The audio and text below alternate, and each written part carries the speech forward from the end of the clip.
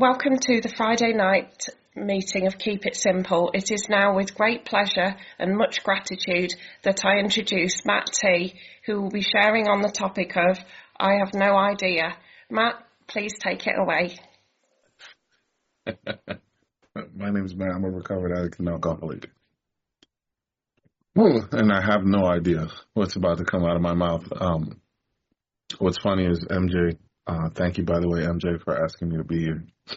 But MJ asked me to speak, and then a few days ago asked me for a topic, and I never know what the topic's going to be. I feel like when I pick a topic, it's begging my ego to title my profound presentation for you guys, and I'll just let God move through me and have me move or speak in the direction that He needs me to speak, and then and go from there. And so I said, I have no idea. And she said, well, here's an idea. How about titling it, I Have No Idea?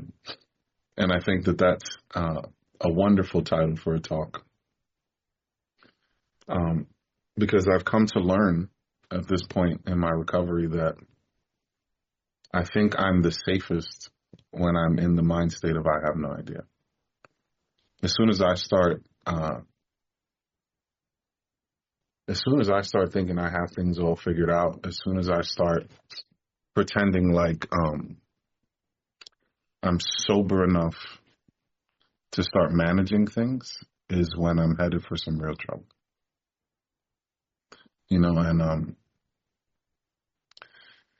And there was a thought that came to me once upon a time, and I told it to my friend Alex, and she loved it. She screamed with excitement of the concept, and it's like one of the biggest issues that becomes a roadblock for me in my recovery is when I confuse access to power with actual power. Right? And what happens is I come here desperate and broken, right? Like drugs and alcohol bring me to my knees. For me, that wasn't a one-time thing. I came here to be broken more than once and was welcomed back every single time. But I come here desperate and broken, and I say, can you please help me put my life back together? And I'll do anything, right? Anybody come here with that level of desperation, I'll do anything. You need me to put on a tutu and pirouette through Times Square? Like, if that's going to get me free of what's going on here, like I'm ready for that. And then I start to learn some things about me, right? I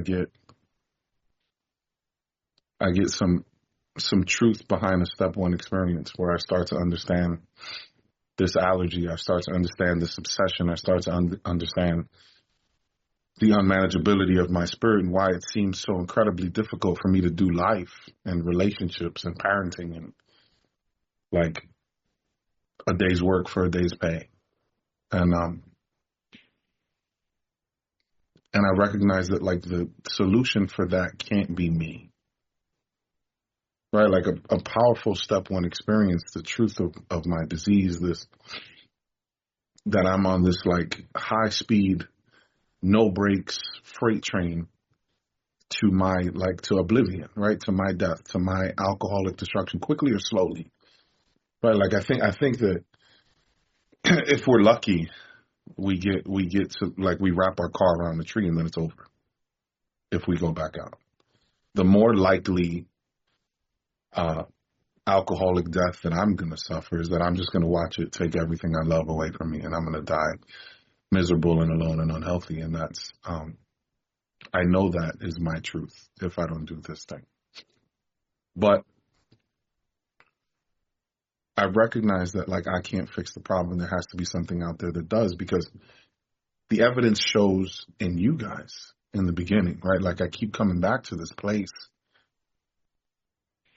saying I got X amount of days back, and it's the same people doing the same things, living relatively normal, happy lives, saying this is what I'm doing. Right? And my big old brain decides that I should do it this way, or I should do it that way, or I got it all figured out, or I'm too smart for this, or I'm too whatever. And I think on the heels of a really powerful step one experience, there has to be almost like an earth-shattering step two experience where, like, I don't arrive at the conclusion that God is the solution to my problem. I'm punched in the face with the truth about me. And as I'm starting to not see stars anymore, I realize that, like, I'm the guy punching me in the face. And I can't fix me with me. I can't fix the broken mind with the mind that broke it, right? Like, but like, if I don't go any further than that, or if I forget that I've gone further than that, one day I'm going to, like, look in the mirror and be like, you wonderfully marvelous son of a bitch. Look at what you did. Look how wonderful your life is, and look what you've done for yourself. And that is meeting is being transcribed. Maybe I should stop cursing. So, right, like that's a dangerous place, right? And in the beginning, that's what would happen to me a lot, is that like I'd come to you guys and I'd follow your directions, and then like I'd get a little color in my skin and I'd get $5 in my pocket, and I'd convince myself that like I had this thing all figured out. That 90 meetings in 90 days I could do that. And that was the prescription that would get rid of some of the symptoms, right? And like if I remove alcohol and drugs from my life and do nothing else, by default, some things will get better, right? Like I'll make it to work on time and I won't spend all my money, right? Like, and I start to look like some semblance of a human being, but my internal condition has no change whatsoever. And so eventually the pressure gauge of emotions, of feelings that I never knew how to handle and never knew how to navigate, right, will eventually get too hard for me to handle, and I'll find myself drinking again if I don't have God between me and the drink. Right? That's what my truth is. But my ego, right? Like Bob D talks about the reconstructive abilities of the alcoholic ego. Right? And this thing is like this, the heavyweight champion of delusion. Like it just manufactures delusion over and over and over again. And the steps heal my mind. The steps are an exercise in changing the way that I perceive life and changing the way that I approach relationship and changing the way that I attempt to dictate how reality is supposed to present itself.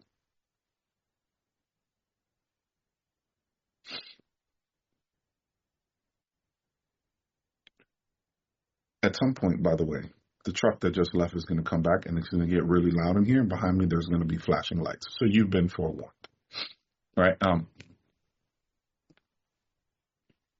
And so when I came here in earnest, right, and my sobriety date is May 19th, 2016, I came here for real. I came here for real not because, like, I decided I wanted to be a better person. I didn't come here for real because I decided that, like, I really, really wanted to be a sober man of God. I came here on May 19th, 2016, for the simple reason that I understood on a fundamental level that the way that I was living life was unsustainable and I was going to kill myself. That was it. The rest of it after that, I had completely and totally from the very beginning surrendered to God. While on my way to treatment with a pocket full of who knows what, right? It was like, I don't know, a cornucopia of drugs in my pocket, right? And then I had like a half-drank bottle of vodka and a 6-pack of Coronas on the ride to treatment. And offering myself to God in that ride. Not trusting God enough to take that ride sober. But trusting God enough that knowing that there was going to be an end to this 2-hour, 41-minute party on the way to the mountains of Pennsylvania. And that there had to be something on the other side for me that was going to get me out of the hell that I was living. Right, and this God whispered just before I left of right, I was dooming my son to the same fate that I had, and the power in that is right. My dad, who was one of us, crack was his drug of choice. Right after he was murdered, I was too young to really like have any of that register. Right, as a kid, like I had a major family member, like a grandmother, a great grandmother, aunt, uncle, dad, all die like years apart from the time that I was 4 or 5 until the time that I was 11 or 12. So it didn't register for me the depth of the fact that I'd lost my dad. But it did register to me very early in my life that like I could use this to be a victim, right? Not necessarily in that way, right? I didn't understand that concept, but like I used it to get me out of things, to get sympathy from people, to like, you know, I would rage on people who would make a joke about, you know, you used to make your mom jokes as a kid. Like somebody made your dad jokes. Like I'd rage out and beat the snot out of them, right? And like using it as an excuse to act like an asshole. And then watching the effects of life fatherless, trying to figure out as an alcoholic addict in the throes of my disease what it means to raise a child primarily by myself at 2, 3, 4, 5 years old. And then God whispering to me that I was going to leave him with the same fate that I'd had at his age, because he was 6 when I was leaving the treatment. I was 6 when my dad was murdered. And it gave me enough of the motivation to go away to treatment and figure things out. And I learned in that place what it meant to be me. I learned in that place after a week of trying to tell people how to do this thing that I didn't know how to do this thing. And I came back and went like over the course of the next 4 or 5 months, went through the steps and had a profound alteration in the way that I approached life. I had a laundry bag. That's the best.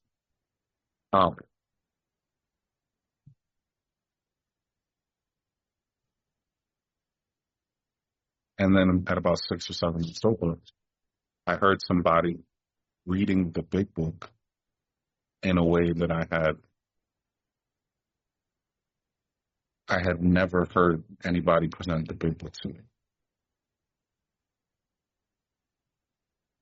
And immediately I wanted to go deeper into this process. Immediately it started to make more sense to me that it was so much deeper than allergy, obsession, and like, right? That like if I was going to live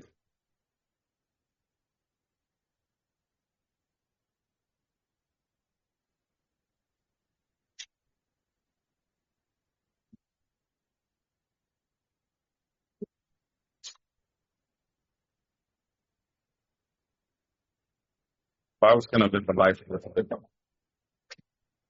that I had to go a little bit deeper than just understanding what was wrong with me. And I had to go into a place where I was going to have such a deep relationship with God that I let him into every area of my life.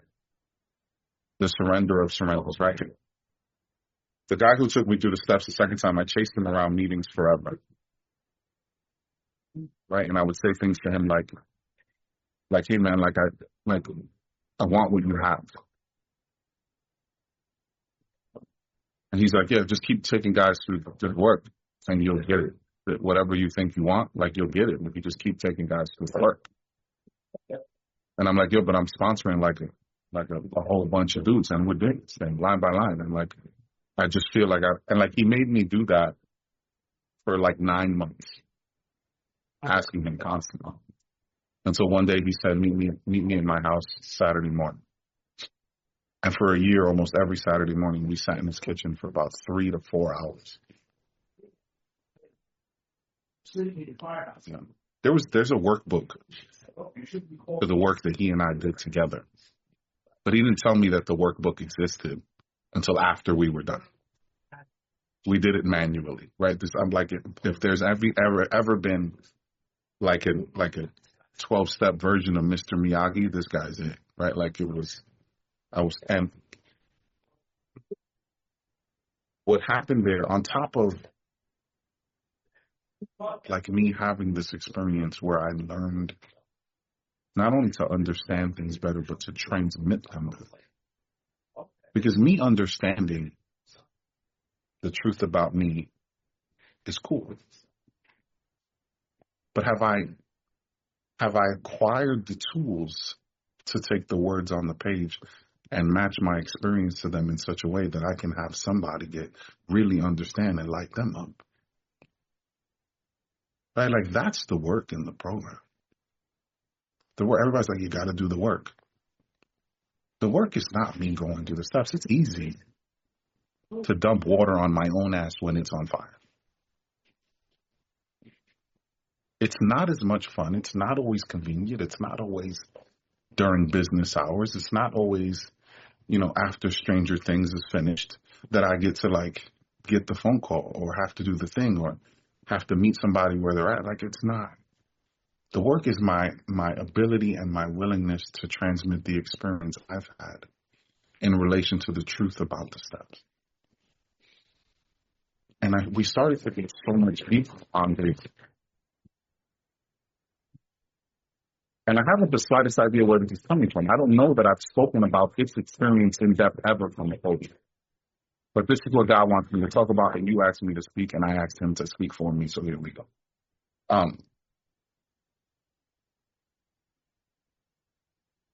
And it was this, like, the question of, like, is God everything or else he is nothing, right? Which you hear all the time. And, like, me and Alex used to just drop that thing every time we were even, like, experiencing the slightest amount of fear. Would be like, well, God is everything or else he's nothing. He's got to be everything, right?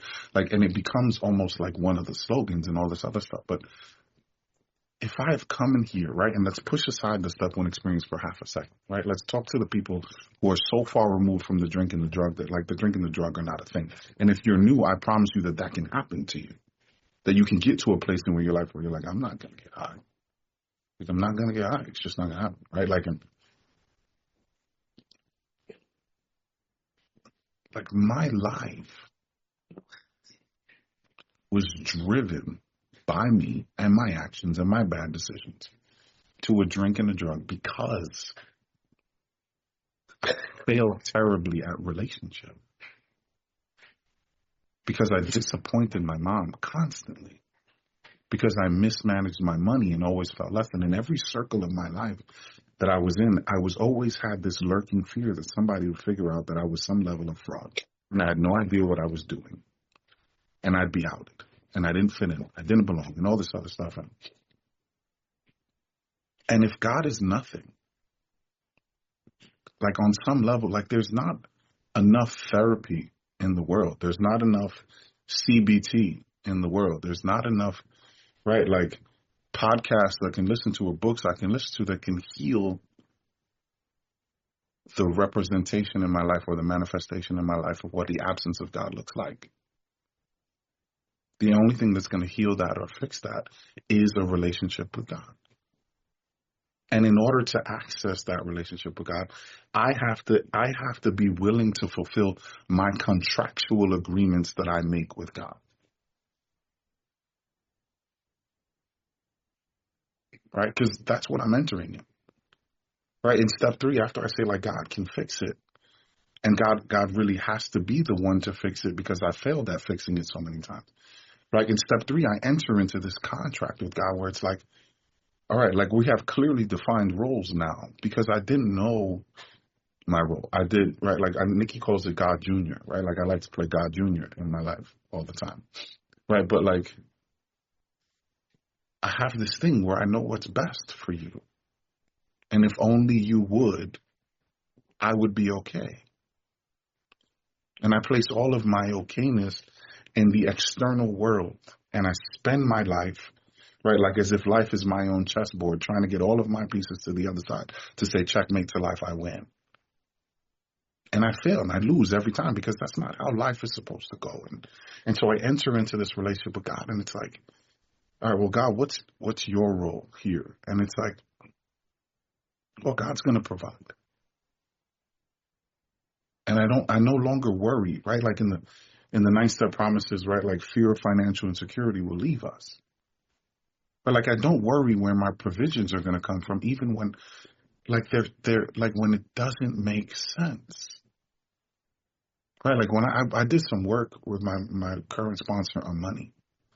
Right? And like I would pay most of my bills. But then I'd put together a little like nugget, the just in case nugget. And if you didn't get your bill, if I didn't get my bills paid until the just in case, and before the just in case nugget needs to be put together, then screw those guys. He's like, that's not how that works. He's like, that's not how that works.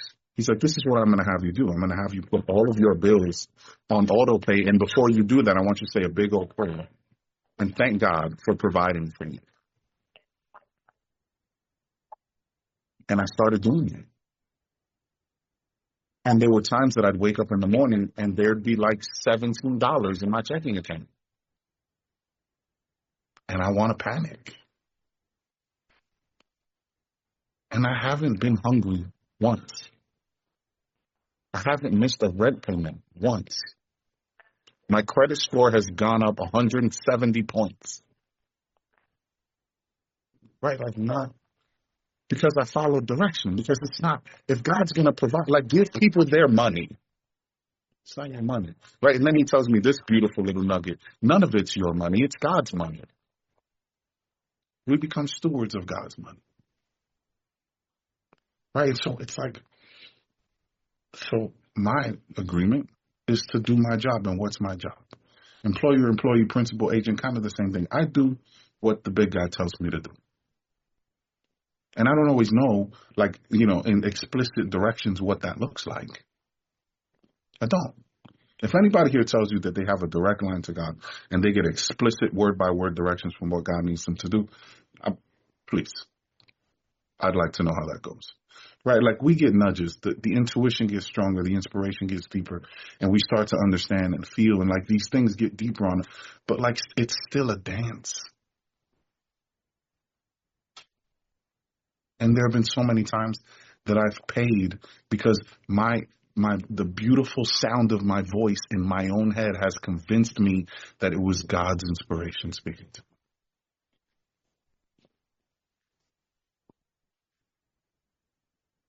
But the thing is that I have to go out into the world and act like a man who knows God. I have to go out and be patient with the newcomer who comes in and exercise the same amount of patience with the new guy here. I have to exercise the same amount of patience, compassion, love, and understanding with my kids. Right? I also can't come up here and give you a message of what this program is supposed to look like and try and make it attractive to you and talk to you about my experience with it and then turn around and like go cheat on my girlfriend or cheat on my taxes, right? Or run around and, right, like there are things, like the standard of that I have to now hold myself to is because I have come into a contractual agreement with God. And the only thing that's going to prevent me from fulfilling my contractual obligation in that relationship is the things that I'm going to learn on inventory. Right? Like I don't have the power, which is really funny. It's like, God, you're going to do your end of the deal. And then like, God, I'm going to hope that you give me the power to do my end of the deal because I can't. I can't on my own power fulfill that side of the contract. I have to figure out first, like, why am I so angry? Why am I so scared? Why am I chronically dissatisfied with life? Why do I suck at relationships? Why do I hurt and harm people all the time? And when I figure out the inner workings of that part of my mind, I have to say, God, take it, please. Like, God, I'm not in a space where I want these things anymore. It's not who I want to be. And for the kid who lied about every damn. I lied just to lie. I don't know why I lied. I know why sometimes I lied, but there were times that like lies just flew out of my mouth for no damn reason at all.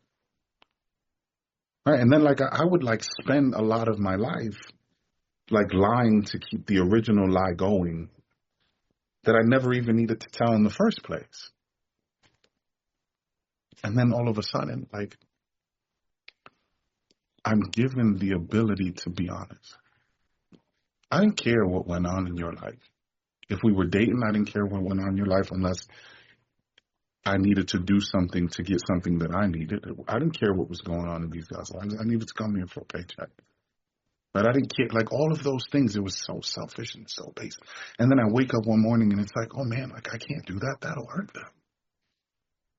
And it's like, who is this guy in the mirror exhibiting empathy?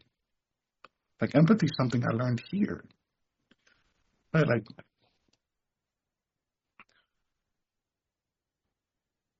and the more willing I am to have God remove these things, the more aware I become of their existence. Right? Like it doesn't always look like all of a sudden, you know, like, hey God, can you remove these defects from me? And then all of a sudden it's, you know, like I'm like Jim Carrey in Liar Liar, and all of a sudden like I can't tell a lie anymore. Like it's not, that's not how this thing goes. But like I become painfully aware of the thought before it becomes an action. And I'm given just enough moment of grace, and later on in the steps, just enough tools to figure out how to do this thing in a way that fulfills that obligation to God or continues to perpetuate the defective character that I came here with. Right? And in real time. Like there's so many, like things just come out of my mouth sometimes. And like then when I correct myself, I no longer care about being embarrassed in conversation. I no longer care about like in real time fixing what I said or looking ridiculous. You know, like if you've heard me talk, you've probably heard me talk about spiritual experiences at Target. If you don't know what Target is across the pond, it's just a giant big box deposit. Right? And like little things. Like I went in one day on my way to work to buy a nail clipper and a bunch of other things. Because Target, you don't just buy one thing.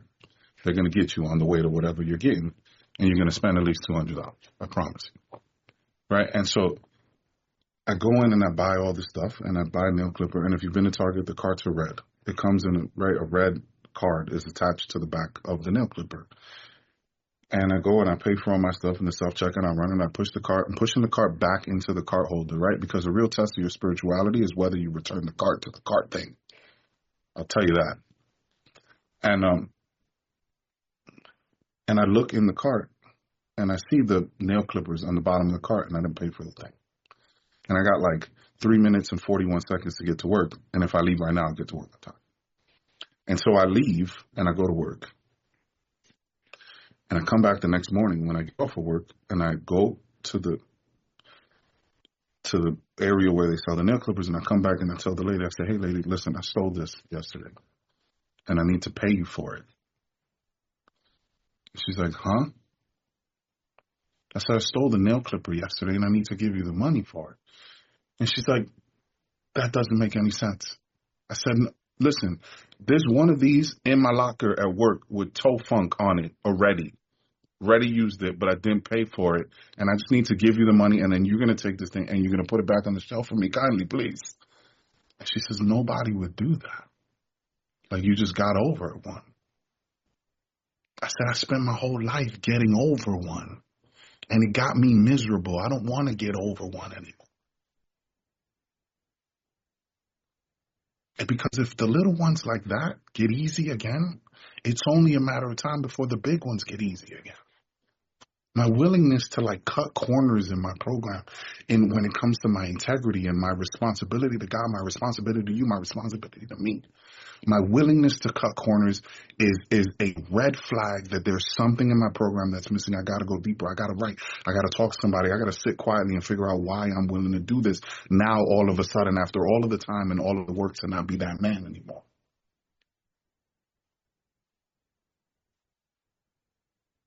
And I do that daily in Step 10. Daily. Right? I got 10 minutes left. And so I'm going to gloss over the amends, because if I start talking about amends and the power of what amends do, I promise you we'll be here until New Year's. Right? Like this, I'm having an experience currently, right now, in my recovery, where the necessity, right? And I had a friend who's a very exuberant individual. Tony knows him, Joseph D. George's roommate, or George's downstairs neighbor, where he casually mentioned to me one day, he says, the steps are really going to start to like materialize in your life, like a step a year. Right? Not that I don't understand them, not that I don't practice them, but like they become a part of my life, the fiber of my being in about a step a year. And I'm in year 10, and I'm having this experience with Step 10 and how important it is for me to just watch. I love to talk. I love to have things figured out. I'm a healer. I'm a teacher by nature. This is what I do. And God is pulling me to a place right now where it's like you still don't have to have it all figured out, right? You don't have to be this sage of wisdom all the time. You don't have to teach everything that you learn. You don't have to have it all figured out. And when I'm there, I get to just watch, and it's like all of a sudden, like then the watching creates a space where I also don't need to act all of the time. And I'll tell you that the product of watching and just observing, right? Like just observing where the mind goes, right? And having just enough agency and just enough leaning on God to like adjust and not go in that direction. Right? Like when I do Step 10 and I follow all those directions, I don't have to always do all 4. Sometimes I can recognize like, hey God, like I'm feeling some fear right now. And I say, hey God, can you remove this fear from me? And that's exactly what happens. And I go on about my life. And I'm coming to a place where I'm like, hey God, like I don't want to feel this way towards this person. Can you remove that? And then I call somebody, hey, like nothing major. I like to start nothing major, but I needed to get something off of my chest. And I talk about this state of mind or this emotion or this thing, and then and all of a sudden I start to realize I'm free and I'm right back nestled into neutrality. And I don't do that perfectly. Because I'll tell you, there are times when like life gets so busy that I forget, right? I forget that there's a step. That before I lean on God, my fists are clenched. That before I go to that place, that I don't have this practice of like pause when agitated or doubtful. And sometimes I will follow that thing like a dog follows a mail truck until I get myself in some real trouble. And I'll find out about it if I sit at night and I start trying to figure out what fell through the cracks. Because the question I'm asking myself at night before I go to bed is, hey God, how well did I work Step 10 today? That's all it is. It's not this, right? And I don't need to write it down. It doesn't say in the book anywhere that I got to write it down. It doesn't say that I have to download the My Spiritual Toolkit app and DM it to 15 friends so I can show them how spiritual or unspiritual I am last night. What it says is that I spent a few minutes with God reviewing how my day went. I asked for forgiveness, and then I asked if there are any corrective measures to go on. And I say, hey, God, like I didn't do as well as I thought I did today. What do I need to be better tomorrow? And I'm sure He's going to provide that. And I wake up in the morning, and sometimes I'm so locked in. Sometimes I am so locked in that like my legs are folded in a pretzel, and I'm listening to like a guided meditation, and I'm reading the big book, or I'm reading some scripture, I'm reading whatever the heck I'm inspired to read, and like I'm sitting and I'm quiet and I'm feeling the inspiration, and then sometimes I wake up in the morning and I say, hey God, what the hell is going on? And I pour myself a cup of coffee and I go on with my life. Because this is how life is. And if I came up here and pretended like I did this thing perfectly to you, I'd be lying. And then I get the opportunity to sit up here and tell you guys whatever I just talked. I haven't the slightest idea if anything I said made sense. I don't remember anything that I just said. I promise you that. I don't know if any of that made any sense whatsoever.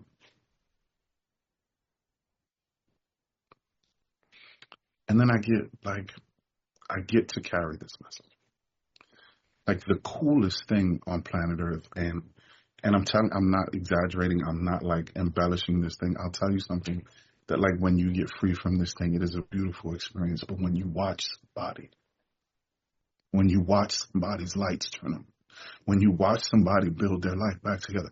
I had a sponsee who was my sponsee when I was a year old. And I saw him this morning in the gym, and he's married and he's healthy and he's like running this gym. He got hired as like a trainer, and like he's running this gym, and he's married with his second child. And I just looked at him and I was like, yo, I love you, man.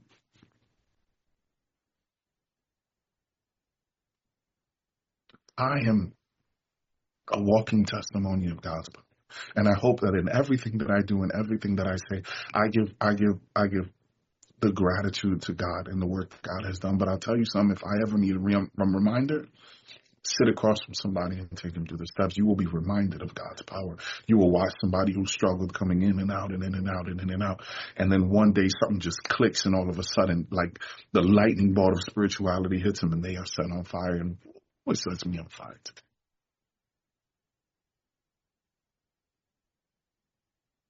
I told myself I wasn't going to cry. If you watched me share a couple of days ago, I was all mess.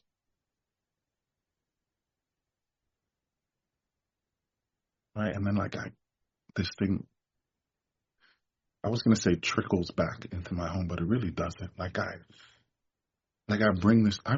bring this thing home in a way that my girlfriend's like, shut up about your big book already. Everything we talk about, I was like, yeah, but in the book it talks about. She's like, shut up.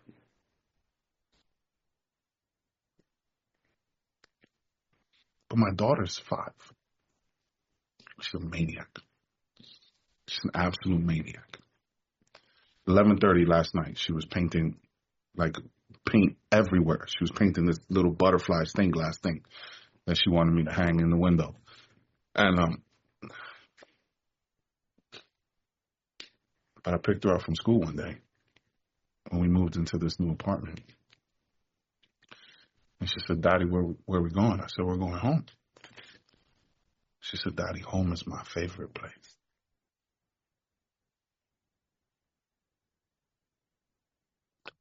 Man, I was high. You want to get high? That got me high. For days. My son, the other day, I sent him, he's 16. I sent him to, I gave him some money, and I sent him to, he jumped on a mall and went to the mall in the suburbs, 2 hours away on public transportation, because he's also a maniac. And he gets there and he calls me and he says, Dad, I gave him some money to buy Christmas presents. He said, I don't know what to get. And he bought it.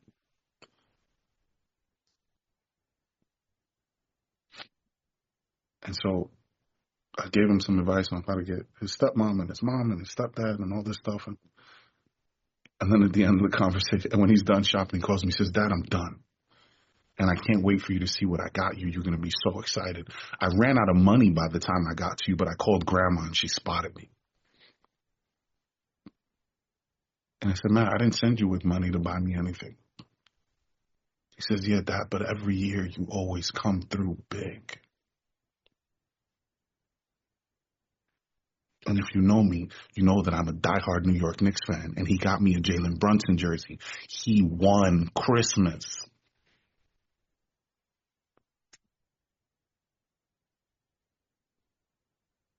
And I got a baby on the way. And I'm shopping engagement rings. And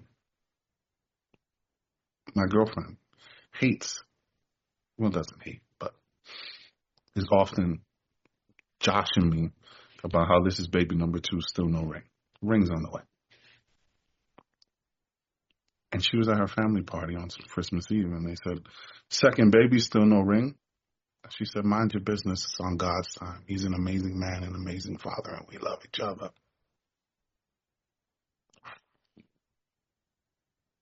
I didn't earn that. Thanks for letting me share.